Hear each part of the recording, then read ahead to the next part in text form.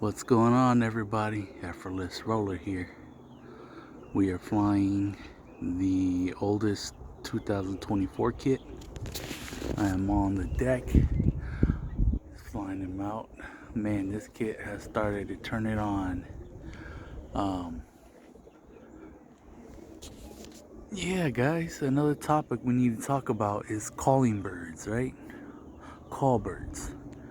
So, you know, there's been a lot of like negativity that's been brought up when people talk about call birds, right? Um, and when you go into a performance breed, um, even dogs, horses, even cattle. I mean, once you start going into a performance breed, um, you start having to call birds or animals, and a lot of times, um, people put a really bad name on us for having call animals. And you know, for a dog breeder, if it doesn't have the traits you want or the genetics that you are looking for, um, you gotta move away from it. Um, in birds, if they don't have the performance, you have to move away from them. And people throw us under the bus, making us look like we're just horrible owners or breeders. But this is what we do, guys. We breed our birds and we give them the world to do their best. They have all the time to come into the role, to prove themselves. Um, Unfortunately, you know, um, you do have to call birds. Um, there's no there's no family out there that doesn't breed bad traits. And if you have bad traits, you have to be humane enough to move away from it. And, sometimes it could be as easy as giving it away or to a new home. Or sometimes, yes, you have to kill it. Um, here in my loft, at least, my parents, they were born back in the country. And so you never kill anything just to throw it in the trash. Um, so I've learned to enjoy the meat of my birds. You know, if I end up calling a bird, it's gonna be on the dinner table, serving its last purpose there, and there's no shame in it. Um, we give our birds the best quality feed that we can find. Um, whole grains. We give them all the minerals and everything that they need to be strong. Um, so I wouldn't hesitate to eat the birds that I raise because that's something that I've taken care of since they are born in my loft. Um, I've also given birds away to people who wants to just enjoy them in a cage or as a pet. But these birds are flown and they like to fly. So a lot of times the birds that I give away, they don't really become really good pets anyways because they're used to this, the freedom of getting out, the freedom to fly. And that's one of the things that that people don't seem to understand. But there's people out there that like make it sound like it's the most horrible thing that we do. And sometimes you just can't keep them all. You just cannot keep them all. um, you got to go through your birds. You got to have a standard for the way you breed. Know what you're looking for so you're not just calling birds blindly. you know I don't call birds super young unless they do a trait that I don't really like. For example, like if a bird doesn't want to fly and it keeps coming down to land, or it keeps landing on the roof or landing somewhere it doesn't need to be, and they'll fly up just to get the attention of the kit, just to pull them all down. I don't like that trait, and usually if any bird that does that early on, they will be taken out right away. Either one, they're just not strong enough to be in the kit yet, so I'll give them time. I'll move them to the youngest kit, or I'll hold them back for the next round. But I usually don't like that trait, and I usually move away from that. But you get them. You can't breed great, amazing performing birds all the time. I'm sorry to say.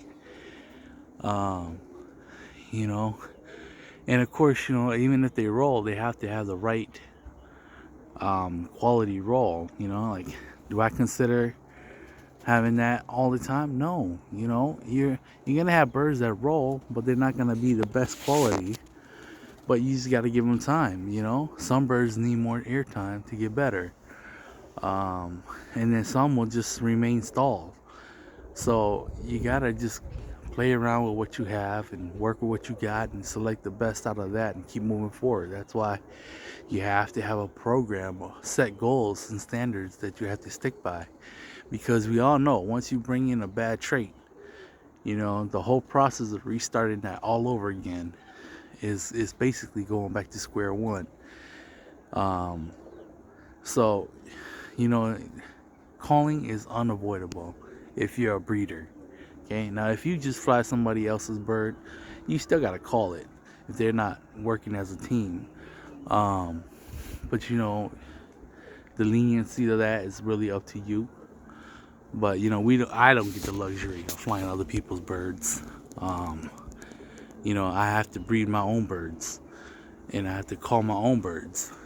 And woof, whoa, look at that. That's my young green tails. And it's something that you just kind of have to do, and especially when you're pushing out, 60 birds a year. You really can't baby too much. There go that young bird right there. Look at that, man. He's got good frequency. Still very young. That bird's only been out probably this is the end of third week for him. This is the end of third week for him only, right there. And he's got a good velocity on him as a young bird. He's working hard, so he's falling behind. He's also a younger bird, so he's not even as strong as these guys yet. So stuff like that, look at that. Oh, let him go. But stuff like that, like you gotta just pick and choose what you want to deal with. No matter what family you work with, you always have to select for what you want. There's no perfect family out there. Every family that I've worked with have a flaw. I've never had a perfect family yet, and I don't even know if that even exists. So, if you guys found a perfect family out there, let me know. But my years into this, you can get close to your ideal family by selecting what you want. But at the end of the day, you still got to go through and select what you want and what's really needed. But yeah, guys, I think calling is a necessary tool to have. Nobody wants to breed call birds. If everybody could have it their way, right? Everybody won't want to breed superstars. But it's just not how it works. It is a sensitive topic, but I think it's necessary to talk about, especially if you're thinking about jumping into this hobby. When you have really bad bird of prey, you're gonna have to call. I'm sorry to say, but the bird of prey will call a lot of your good birds for you. If you're not careful, they will take out majority of your good birds. But yeah, guys, I just kind of want to touch base on it. Here in my loft, we do call birds. But I try not to call anything until they are at least a year old. or at least been in the air for at least a year. Anything that's before that, it's this bird that have bad habit of landing elsewhere, and those birds got to go, because what people don't seem to realize is that you have one bird, for example, landing on a neighbor's roof. Well, guess what? You let that bird slip day 2, another one might be back over there too. Now he's teaching the other birds bad habits, and then next thing you know, day 3, you let him out, right? And guess what? Now you got 5 birds at the neighbor's house. Well, if you live in the city, well, you might get complained on, because they don't want your animal pooping all over their roof. I mean, I don't even want that on my roof.